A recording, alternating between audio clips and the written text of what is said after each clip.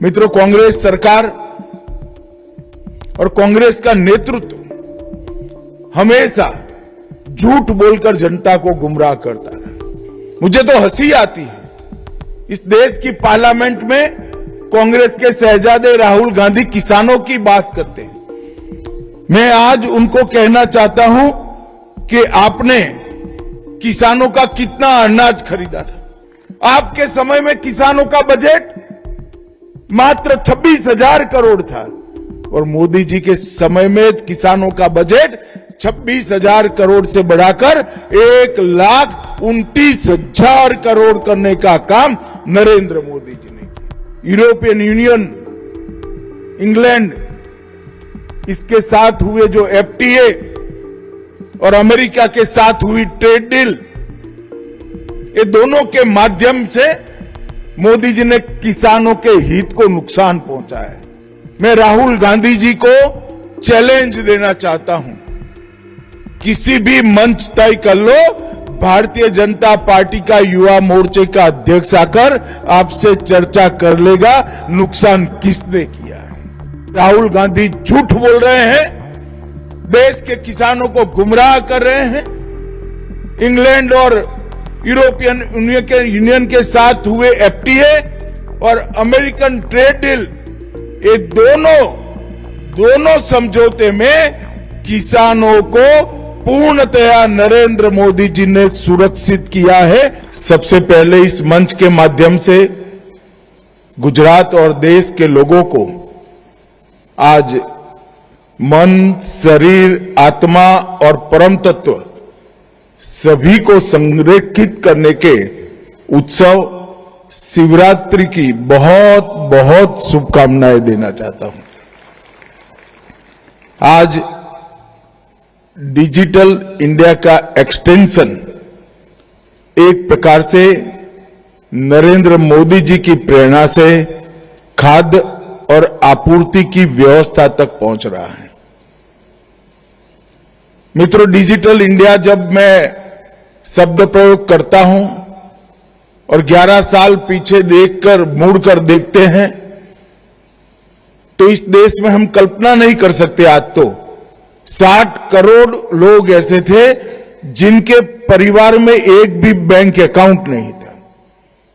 आप कल्पना कर सकते हैं, 60 करोड़ लोग ऐसे थे जिनके घर में, पूरे परिवार में एक भी बैंक अकाउंट नहीं था। और आज यही भारत 11-12 सालों के बाद नरेंद्र मोदी जी के नेतृत्व में दुनिया के आधे डिजिटल ट्रांजैक्शन भारत में हो रहे हैं।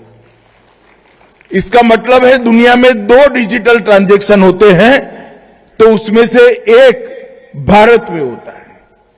एक और पूरी दुनिया के ट्रांजैक्शन और एक और भारत के ट्रांजैक्शन। ये परिवर्तन केवल 11-12 साल के अंतराल के अंदर आया है और आज वही डिजिटल इंडिया गरीबों को सस्ता अनाज देने के क्षेत्र में पदार्पण कर रहा है। मैं प्रहलाद जोशी जी को बहुत बहुत बधाई देना चाहता हूं, क्योंकि मुझे मालूम है कि काम कितना कठिन था, मगर reserve bank of India, food corporation of India, सारी राज्य सरकारें, भारत सरकार के मैती डिपार्टमेंट के साथ, इस सभी के साथ संकलन कर एक leak proof system Prahlad ji के नेतृत्व में मोदी जी के माध्यम से आज देश को लोकार्पित किया जा रहा है। मैं मानता हूं कि यह पद्धति से गरीबों को राशन देने का जो हमारी पद्धति है खाद्य और आपूर्ति मंत्रालय का, उसमें से संपूर्ण रूप से भ्रष्टाचार का उन्मूलन हो जाएगा और पारदर्शी तरीके से गरीबों को अनाज मिलने की शुरुआत होगी। देश के कई हिस्से ऐसे हैं, कई माओवादी क्षेत्र जो पहले थे, वहां पर नॉर्थ ईस्ट के अशांत क्षेत्रों में, गरीब क्षेत्रों में, और जो कहा आकांक्षी जिले हैं जो आज भी पिछड़े रह चुके थे, वो जिलों में 5 किलो अनाज पारदर्शिता के साथ गरीब के पास नहीं पहुंचता है। क्योंकि क्योंकि उसको मालूम ही नहीं है कि मोदी जी दिल्ली से मेरे लिए 5 किलो अनाज भेज रहे, बीच में सिस्टम का कोई बिचौलिया ये अनाज को चाऊ कर जाता था, मगर आज कोई उंगली भी नहीं डाल पाएगा। सीधा डिजिटल तरीके से उसको अपना अधिकार मिलने की व्यवस्था हो जाएगी। जिस तरह से डीबीटी ने इस देश में से 15 लाख करोड़ से ज्यादा घपले घोटाले को समाप्त कर दिया, इसी तरह से खाद्य आपूर्ति मंत्रालय का एक कदम आने वाले दिनों में ट्रांसपेरेंट डिस्ट्रीब्यूशन सिस्टम सुनिश्चित करेगा, उसका मुझे भरोसा है। और नरेंद्र मोदी जी का जो मंत्र है मिनिमम गवर्नमेंट मैक्सिमम गवर्नेंस, उसको आज जमीन पर उतारने का काम एक नए क्षेत्र के अंदर हो रहा है। टेक्नोलॉजी और मोदी जी की मानवों के प्रति संवेदना, गरीबों के प्रति भावना, शुद्धता और सच्चाई, ये दोनों का एक अद्भुत संगम आज यहां पर देखने को मिलेगा। मित्रों, आज यहां पर पब्लिक डिस्ट्रीब्यूशन सिस्टम के तहत गुजरात में 1 किलो तुअर दाल, 1 किलो चना, नमक और शक्कर, इसका भी वितरण आज यहीं से यही एटीएम के माध्यम से होगा। आज गुजरात में बनी हुई मेड इन इंडिया से ज्यादा मेड इन गुजरात एक अन्न आपूर्ति मशीन का भी उद्घाटन हुआ। सेंट्रल बैंक डिजिटल करेंसी, जिसके माध्यम से, जिसके बारे में मैंने पहले कहा, पीडीएस का पायलट का शुभारंभ भी हुआ। सीआरएस के तहत गरिमा पोषण कार्यक्रम के भी चेक वितरित किए गए और consumer education and research centre और गुजरात सरकार के कंज्यूमर अफेयर्स डिपार्टमेंट के बीच में कई एमओयू भी हुए हैं। ये सभी मिल मिलाकर एक प्रकार से आज गरीबों को अन्न की सुरक्षा प्रदान करने वाले ये अन्न वितरण कार्यक्रम में बहुत ज्यादा पारदर्शिता की शुरुआत हुई है। ये वितरण प्रणाली बहुत ज्यादा ट्रांसपेरेंट होगी। मुझे याद है 11 साल पहले का समय, सबसे पहले तो भ्रष्टाचार की शुरुआत उसको तोलने से होती थी, उसके जो वे स्केल होते थे वो अब डिजिटल कर दिए गए। फिर राशन कार्ड फर्जी था, ई राशन कार्ड ला दिए गए। फिर one nation one ration card का कार्यक्रम आया और अब ये जो सिस्टम शुरू हुई है, इससे संपूर्ण पारदर्शिता होगी और देश के हर कोने में ये सिस्टम लागू होने के बाद हर गरीब को 5 किलो अनाज पूरा मिलने का अधिकार उसका हो जाएगा। इसका मुझे बहुत भरोसा है। वजन, मूल्य और उत्पादन तिथि तीनों को उजागर करने वाले अच्छे पैकिंग में बेहतर गुणवत्ता, सटीक मात्रा और पारदर्शी वितरण, ये सभी मिलेगा। अन्नपूर्ति मशीन, आज मैं प्रहलाद भाई को कहना चाहता हूं कि ये तो गुजरात के लिए उद्घाटन किया है, मगर प्रहलाद जी धीरे धीरे धीरे यूटी गृह विभाग के अंतर्गत आता है। मैं तो प्रहलाद भाई को कहता हूं कि कुछ यूटी नहीं, सारी यूटी को आज से ही कार्यक्रम में सम्मिलित कर लीजिए। यूटी पूरा स्वागत करेगी और धीरे धीरे कश्मीर से कन्याकुमारी और द्वारिका से कामाख्या तक ये विशाल देश के अंदर यही सिस्टम को आगे ले जाना चाहिए। आज आधार बेस्ड बायोमेट्रिक प्रणाली से सत्यापित होकर रिजर्व बैंक के सिस्टम से निकले हुए पेमेंट सिस्टम और 35 सेकंड में 25 किलो का अनाज का वितरण ये अन्नपूर्ति मशीन कर रहा है। इसको सीबीडीसी के साथ भी, सेंट्रल बैंक डिजिटल करेंसी के साथ भी अलाइन किया गया है और राज्य सरकारों के साथ भी अलाइन किया गया है। एक प्रकार से पूर्ण सुरक्षित पारदर्शी और एक प्रकार से गरीबों के अधिकारों की सुरक्षा करने वाला ये पद्धति जिसका शुरू हो रहा है, मुझे विश्वास है कि 3-4 साल के कम अंतराल के अंदर ही पूरे देश के हर राज्य में इसको जमीन पर पहुंचाने का काम पूरा कर दिया जाएगा। मित्रों, जैसे पहले मैंने कहा, नरेंद्र मोदी जी ने डिजिटल इंडिया के माध्यम से ढेर सारा पारदर्शिता गांवों तक पहुंचाया है। जब कांग्रेस की सरकार थी तब 500 गांवों में ही कनेक्टिविटी पहुंची थी। आज 1,07,000 गांवों में कनेक्टिविटी पहुंचाने का काम समाप्त कर दिया।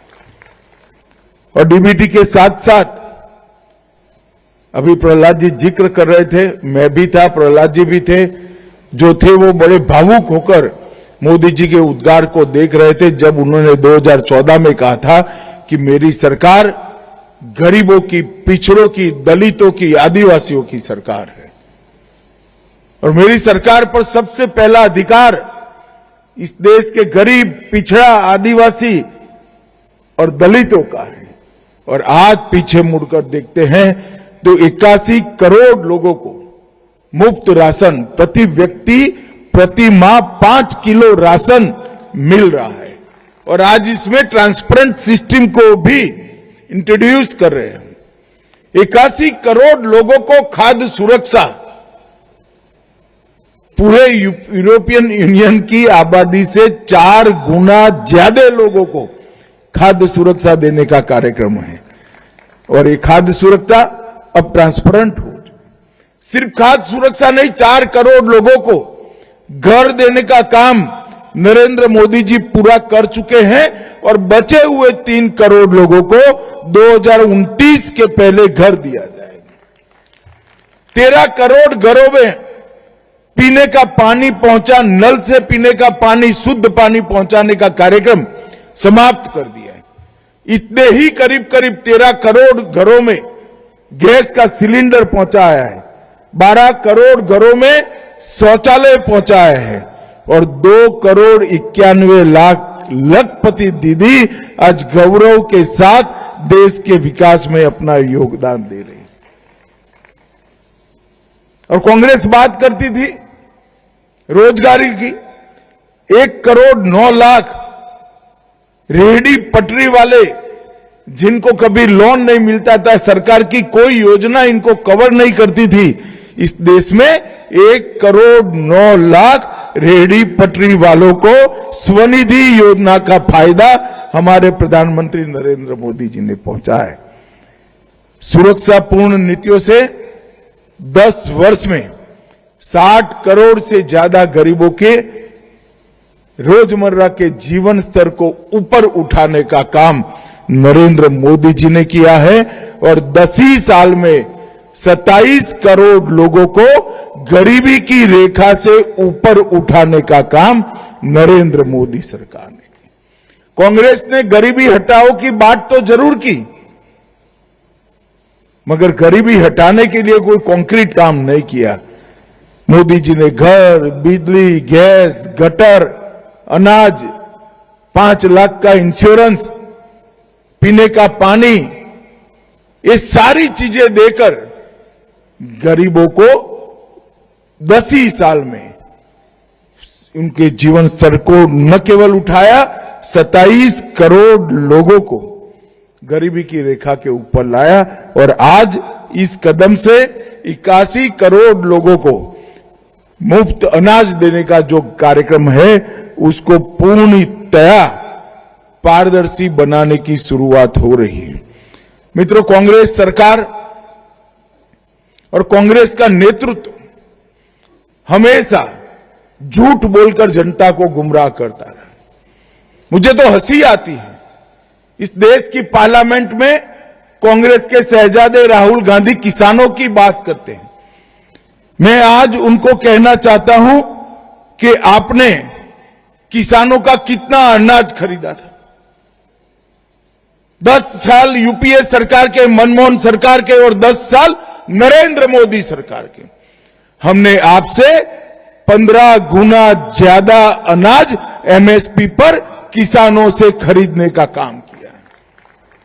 आपके समय में किसानों का बजट मात्र 26,000 करोड़ था और मोदी जी के समय में किसानों का बजट 26,000 करोड़ से बढ़ाकर 1,29,000 करोड़ करने का काम नरेंद्र मोदी जी ने किया। आपने एक बार 70 साल में एक बार लोन माफी का झुनझुना पकड़ाकर किसानों को गुमराह करने का काम किया।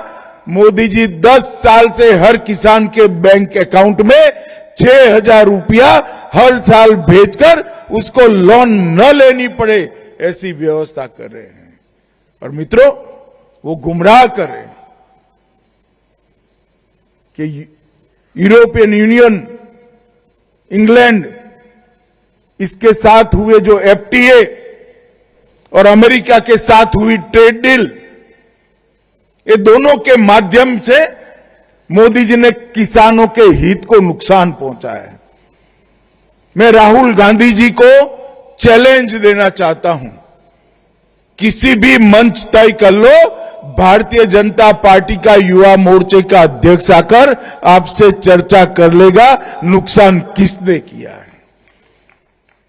मैं इस देश के किसानों को इस मंच से आश्वस्त करना चाहता हूं, क्योंकि एक प्रकार से कार्यक्रम जो है, एक प्रकार से तो एक कार्यक्रम गरीबों को पारदर्शी तरीके से अनाज पहुंचाने का है, मगर ये कार्यक्रम किसानों का भी है, क्योंकि अनाज कहां से आता है? अनाज हमारे प्रहलाद भाई जो एमएसपी पर गेहूं, धान, दलहन खरीदते हैं, वो उचित दामों पर और मुफ्त में किसानों तक पहुंचाने का कार्यक्रम है। मैं आज इस मंच से देश के किसानों को कहने आया हूं कि राहुल गांधी झूठ बोल रहे हैं, देश के किसानों को गुमराह कर रहे हैं। इंग्लैंड और यूरोपियन यूनियन के साथ हुए एफटीए और अमेरिकन ट्रेड डील, ये दोनों समझौते में किसानों को पूर्णतया नरेंद्र मोदी जी ने सुरक्षित किया है, किसी को चिंता करने की जरूरत नहीं है। और ये डेयरी की भूमि है। राहुल गांधी जी, क्या आप झूठ फैला रहे हो? मोदी जी ने ये ट्रेड डील कर हमारी डेयरी को समाप्त कर दिया। अरे हम तो डेयरी के लिए रास्ता बढ़ाने वाले लोग हैं। तीनों समझौतों में डेयरी सेक्टर को पूर्णतया सुरक्षा देने का काम नरेंद्र मोदी जी ने किया है। और इसके माध्यम से हमारे कृषि उत्पाद और हमारे मछुआरों के प्रोडक्ट पूरे दुनिया के बाजार में पहुंचने का रास्ता भी खुला है।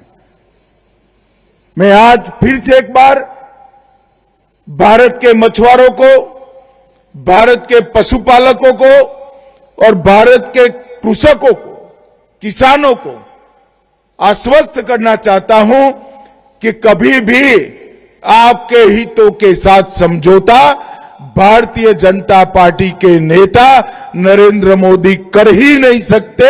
ये असंभव है।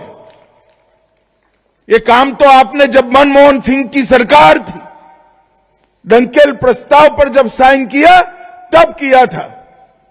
ये तो भगवान भला करे, भारत की जनता का 14 में आपको गुड बाय टाटा कह दिया। मोदी जी आए, मोदी जी ने वो समझौते को बदल दिया। आपने खोल दिया था पूरे विश्व के लिए भारत के कृषि बाजार को। मोदी जी ने जाकर दृढ़ता के साथ आपने किए धरे को उल्टा करने का काम किया और आज भी किसानों की सुरक्षा के लिए वो चट्टान की तरह खड़े हैं। मित्रों, आज एक बहुत बड़ा काम होने जा रहा है अन्न वितरण के क्षेत्र में, अन्न सुरक्षा के क्षेत्र में। अभी भी कुछ बची खुची जो अपारदर्शिता थी, भ्रष्टाचार था, एक ही झटके में सारी चीजों का इलाज नरेंद्र मोदी और प्रहलाद जोशी ने कर दिया है।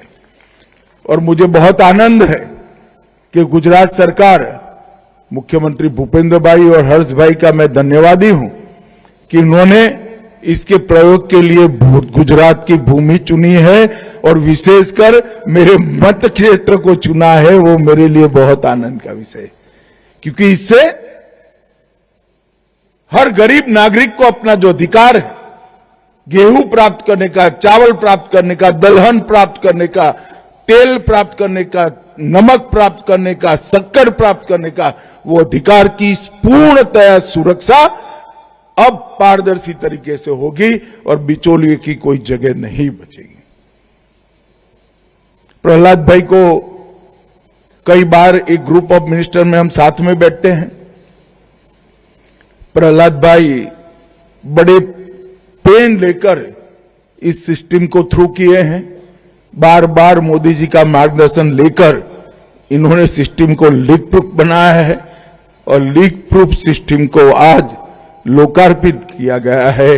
प्रहलाद भाई के विभाग को भी और उनके सचिव को भी मैं बहुत बहुत साधुवाद देना चाहता हूं और आशा करता हूं कि आने वाले दिनों में आज ये जो पारदर्शी सिस्टम शुरू हुआ है वो पूरे देश में फैलकर हमारे देश के गरीब नागरिकों के अधिकारों की सुरक्षा करेगा और उनके पोषण को भी सुनिश्चित करेगा। मोदी जी, भूपेंद्र भाई, हर्ष भाई और प्रहलाद भाई को अनेक अनेक बधाई देकर मेरी बात को मैं समाप्त करता हूं। वंदे मातरम।